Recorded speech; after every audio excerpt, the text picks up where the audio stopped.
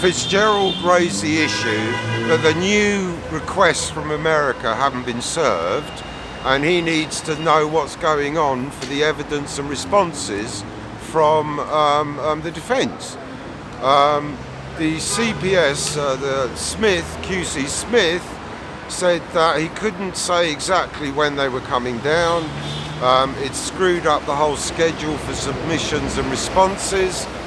They've set the next case management hearing for the 14th of August, I think is correct, earlier because of the deadlines of September.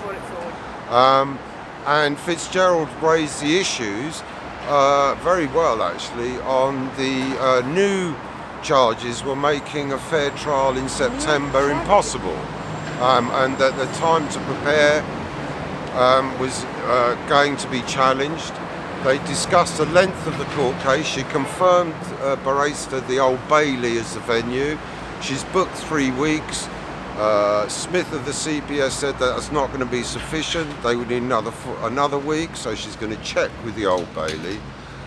Lewis, the QC for the prosecution, has got a 4-week window in September. So if it's longer than 4 weeks, he's off. So that creates even further delay. Yeah.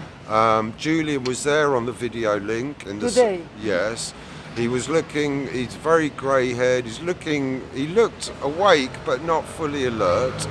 He had a sort of beige sweater on and a remand prisoner. It looked like remand prisoner clothes. Hard to tell.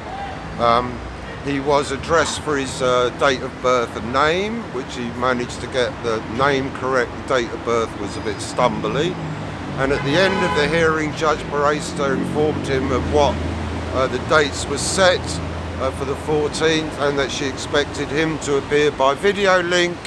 She didn't actually ask him if he understood of what happened at today's proceedings, which is her obligation.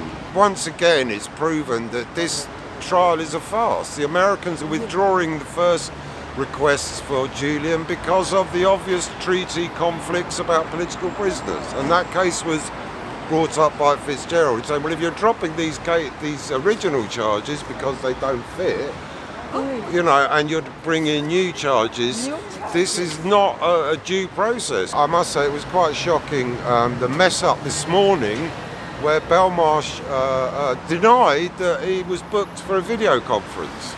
And whether that is by neglect or design, we know not. And we asked Governor Rob Davis to get his act together, stop torturing Julian every time he's taken to a different area of the prison, and to treat him humanely within their institution. His human rights and his legal rights have been totally abandoned.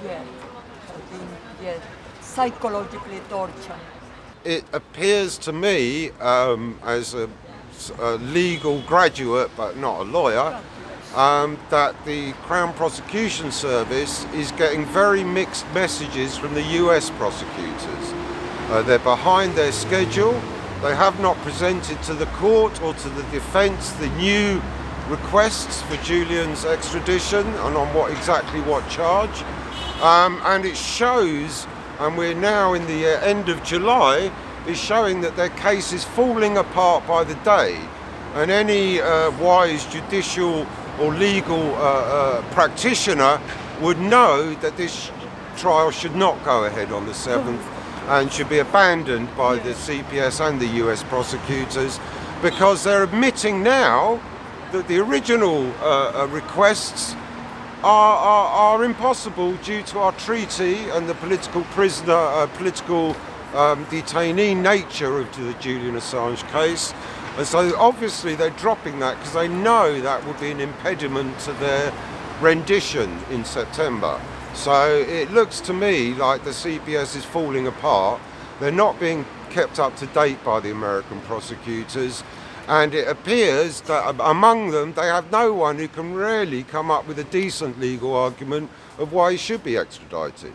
It's a show trial, and don't forget the Old Bailey is managed and financed by the City of London Corporation plc, and these people you don't mess with. This is the deep state, the banks, all of them are involved in that central criminal court, and it's a fitting venue for a show trial.